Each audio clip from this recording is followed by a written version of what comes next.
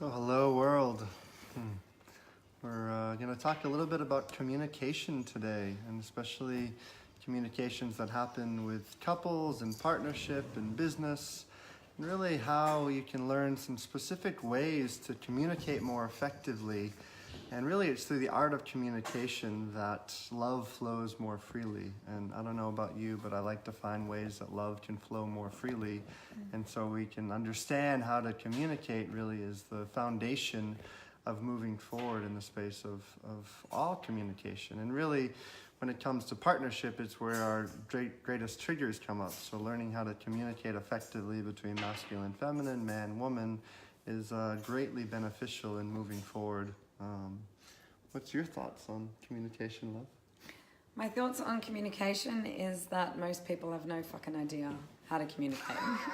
Well, that was pretty clear. So, yeah, I mean, I think that the conditioning is that communication is a going backwards and forth from person to person as to who's right. And whose perspective is most convincing, which just goes round and round in circles. It kills polarity. It's a waste of time. And you could be doing better things like making love and creating an amazing life together. So the main thread that weaves a lot of the communication practices that we teach and that we take couples through is short and straight to the point and heart-based rather than from the mind. So it definitely took me a while to kind of work out how to communicate and in a way that is quick and direct, but then also not dismissive of the feminine.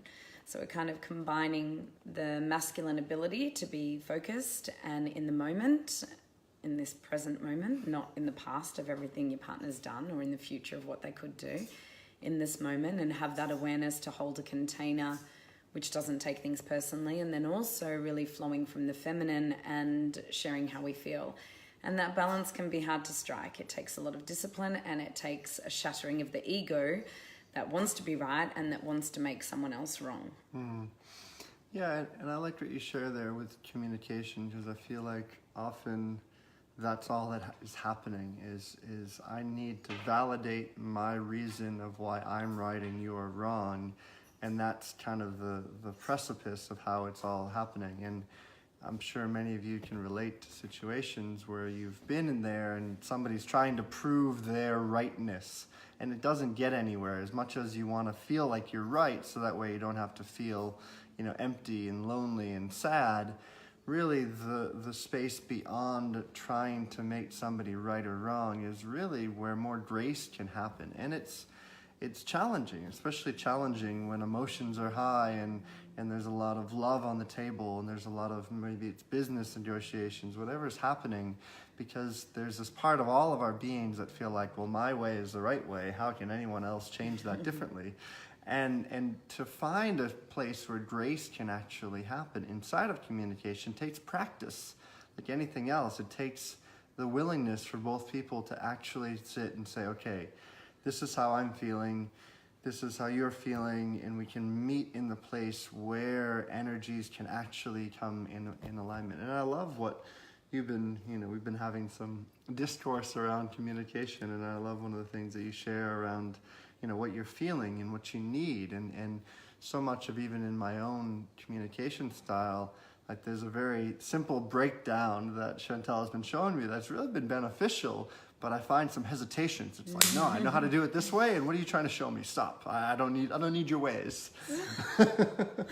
But it's really quite helpful. Yeah, well, because underneath the story that we often are sharing and underneath the blaming and the subtle ways that we shame each other, there's a vulnerable part of us that is feeling something and that needs something. And, especially us spiritual beings, it's like, oh, we don't need anything and we can meet all of our needs, and that's horse shit. So first step is a willingness to shatter your ego. That has to be there. Or the next step, the formula I'm going to give you, I feel I need, that would provide me with, is not going to work. So everyone that's listening, take a deep breath. And ask yourself the question, am I willing to use my relationship as a laboratory to discover truth. And the way that you discover truth in relationship is to let go of the ego, allow yourself to really sink into the heart, sink into the womb, sink into the belly, and feel what it is beyond the story that you're feeling and you're needing.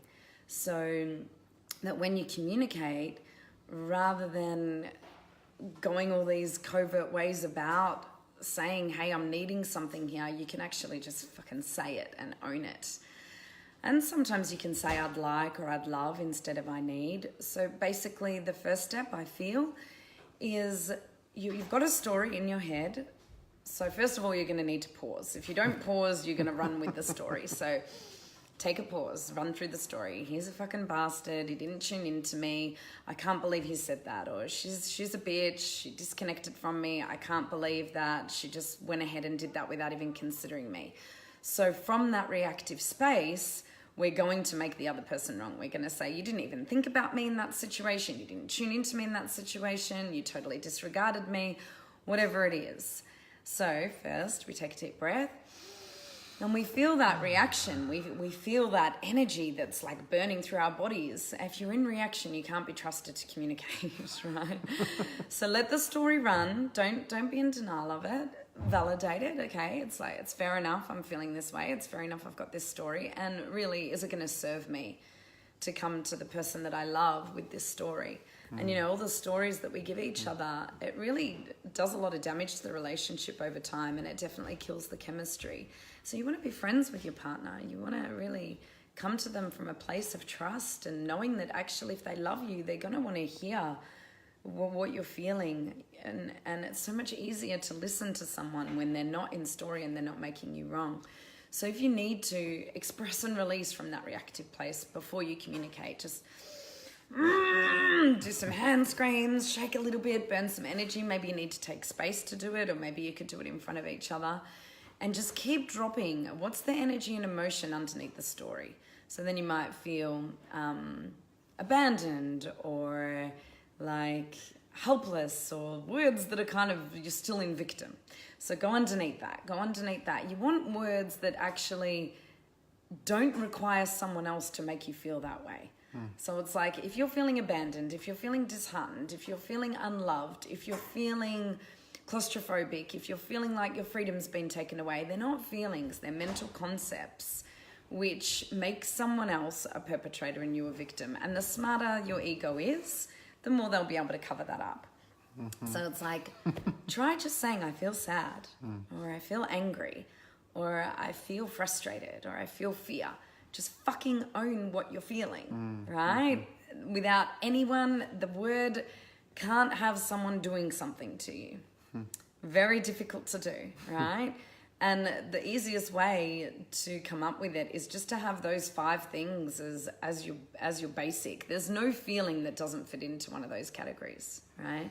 Fear, sadness, anger, frustration. And yeah, it's like the deeper that you can go, the more real you're going to be with that. So when you communicate, it's like it means you can keep your heart open, which again, the ego does not want to do. The ego likes to control. The ego likes to contract.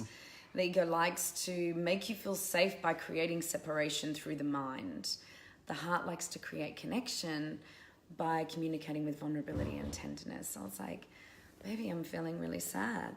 You know, I'm needing more presence right now, and for you to get off your phone and give me a hug. Thank you for telling me how you feel. And that would provide me with a feeling of being important to you. So I just said in one sentence what a lot of women say in a few hours, and it keeps going on and on over years and years. The frustration builds. And, you know, I need to predecess this with a really important thing with communication in this formula that I'm giving you is, the willingness to shatter your ego, and also the willingness to speak up as things come up. Because one of the worst things and destructive things that happen in relationship is when you sit on something and it escalates and it escalates and it escalates until you completely withdraw or fucking go crazy and attack. And it's like, you're not just attacking them on the carrots they forgot to bring home from the supermarket. You're attacking them on that, and then you're bringing up everything. So they just get hammered with your repressed emotional body, your repressed needs, and your fucking wounded feminine that's going to have a field day, and your wounded masculine who thinks he's protecting her, but that is actually just going...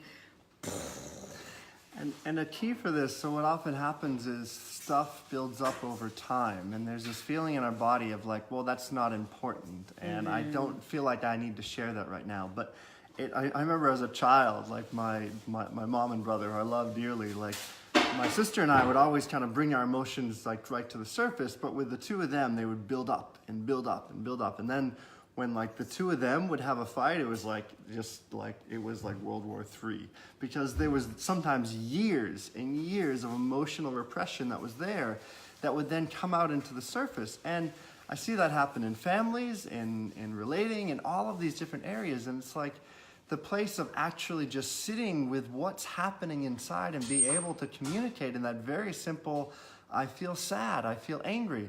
And the other part of really where Chantelle is speaking into is the not, you did this and I feel this way. Like really taking the ownership back into here. They may have triggered you, but taking responsibility for your own trigger is the foundation of communication. Nobody is like responsible for your emotional body. Nobody can do anything because you're bringing that into yourself. Like, absolutely, it takes two to tango, and there's a place where emotional conversation and needs and all this and what we're talking about, but really owning where you're being upset because, I'm upset because, ... And when that can actually come back into your heart, back into the space of owning where you're upset, then you can start to find out where needs need to come in. Because until you actually own where your upset is, not because somebody did something to you, but rather this is what I'm feeling inside my body, then the communication can start to form into the place of this is, I'm upset and I'm needing this. Yeah, and it's almost like a meditation, a somatic meditation, body-based meditation.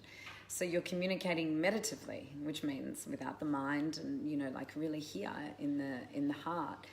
And it's hard. You do need to pause. You need to be able to say I feel without giving a story about it. It's like, I feel sad because blah, blah, blah, blah, blah, blah, blah, blah. And when you did this and you did that, sometimes you need to give a little bit of a context if the person has no idea, but most of the time you actually don't need to. And it's really a beautiful space of self-inquiry. You're taking the time to pause, and sometimes I'm surprised. I'll have a charge and then I'm like, all right, what's the feeling? And it's like, oh, wow. And then what's the need? Wow. And then I realize what I need. And at times you don't even need to communicate that. You can actually just gesture towards it. So oftentimes I just need touch. So I'll be feeling frustrated or something, or sad. And then I just go up to Aaron and I curl into his arms, or I take his hand and take him off to the bedroom, instead of having a long-winded conversation about nothing. So in this way, what you're doing is you're making requests on how to move forward, instead of having a discussion that goes around and around in circles about something that's already happened, that's in the past, where your ego's trying to create safety about something in the future, and you're not even here open to your beloved meeting this energy of whatever's present now with love, right? And an important part of this is that the person on the receiving end actually reflects on what is being said rather than going into their own upset. It's like something I see that drives me fucking crazy in my own past relationships, but also with couples, is like one person will say, I'm feeling angry. I need you to help out more around the house. And that would provide me with a feeling of relief, right? And then the other person says, okay, well, I'm feeling really angry and I've got heaps of work to do because you made me do it. And so I need you to not give me so much work. And then it just goes back and forth. And the I feel I need formula becomes another fucking battleground. So whoever's receiving it, stop, breathe, and actually reflect on what the person said. It's like there's usually, people are only as needy as their unmet needs, right? There's usually some truth in what they're saying. And even if there isn't, you can always say no. So instead of going, well, if I did that for you, that would take away my freedom, or that's just not who I am, or you're trying to change me, those things may be true and coming up for you. But take a breath, feel into it, and then be like, no, sorry, I can't, as a complete sentence. So reflecting and receiving what someone's saying and then giving just a basic yes or no, what that does is it stops the ego from deflecting through having their own story about it, shaming the person for asking for what they need, or overly justifying their actions. And it is really hard. Like, I still find it hard if someone asks me for what they need, not to go, oh, well, I would have done that, but I didn't know that you needed that. It doesn't matter. Your story really doesn't matter. It's just like, yes, love, I can feel that. And I can give you what you need. So first step is be willing to have your ego shattered. Second step is pause, breathe, feel into what's going on, practice some self-inquiry and somatic meditation, body-based meditation. Then if you need to, because sometimes you'll be able to meet your own needs. Sometimes you can just get your needs met by going up to your partner. But if you need to communicate it, I feel, no story, one word, right? Sad, angry, frustrated, fearful, afraid. And then I need this, and it would provide me with this. It can take one sentence and cut communication down so much. And then the person receiving, if they start going on, just say to them, hey, I don't need your story, just yes or no. And it's okay to say no. And then what couples do is they actually discover whether their needs can be met within the relationship. And instead of having the same fights for 6 months, a year, 2 years, 3 years, 4 years, 40 years, you can go, okay, if he doesn't want to give me that, do I still want to be with him? And you get real with each other. And the last part of that is, this would provide me with, what would this provide you with? To really like own that part of what it is behind that need, to really, and almost sometimes the vulnerability of that. I sometimes feel what this would provide me with, that third part of this, is sometimes challenging to actually say, because it means like really owning the desire, owning the need, and what it is that it's meeting inside of that. And I know even for me, like that last piece is like, oh, okay, what is this actually going to give me when I can communicate the need within that? So I want to say one more thing. It's like this way, what we're doing is, it's like in couples, our wounded children are having a field day, right? And we're wanting each other to rescue each other. And ironically, actually saying what you need stops that cycle. Because when you're fighting, it's like two children just like with their backs against each other. Like there's a famous statue, a picture of a statue where there's like two adults like this, right? And they're being very resistant to one another. And this process takes out resistance. And then there's two children, you know, in the unconscious going like this and just wanting love.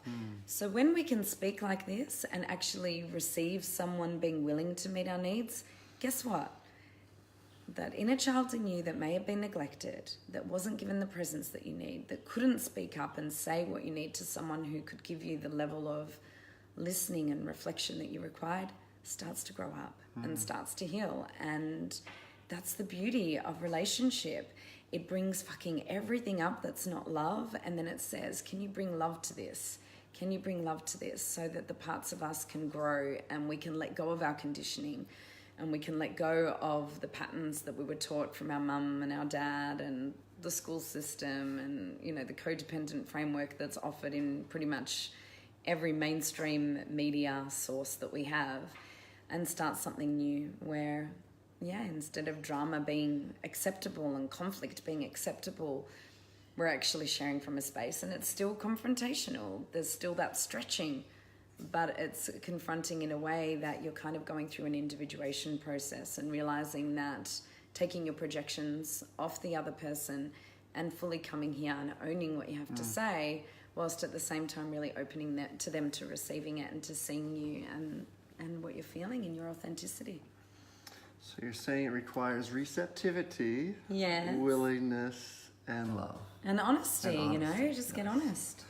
So if you love this and you're wanting to apply this into your world, come find us. We're actually heading out to Melbourne today, teaching at the Tantra Festival out there this weekend, and then the following weekend an Awaken Relationships workshop, which I think there's only a couple spots open for in Melbourne. Yeah. And then, yeah, there's an online course, which I know you're really excited about, launching on Friday, Igniting Your Power. And really that takes you into the depth of the inner work required to be able to do this with full authenticity. Because if you're not meeting your shadows and you can't reflect on what the person said and gone, fuck, yeah, I was being really controlling there and fair enough, or, you know, yeah, wow, they just need some softness or whatever it is. And also that mining of the heart, the mining of the depths of your darkness will always bring you to a greater level of authenticity within yourself. And yeah, there's so much. There's like boundaries need to be able to come into communication. I'm also doing an 8-week, one of my Living Tantra courses is coming up later in the year, Relationship Tantra for women. So yeah, check us out, elia.com.au. There's plenty there, and there's blogs and resources with lots of practices and tips. And there's a Living Tantra week retreat in Bali. I love Bali. We're going to have fun. So I feel turned on. I need to take you to the bedroom. And that will stop the provide light? you more love. Okay, Yes, we'll stop the I'm a light. yes to that. Okay. Love you all. See you soon. Mwah. Bye, everyone.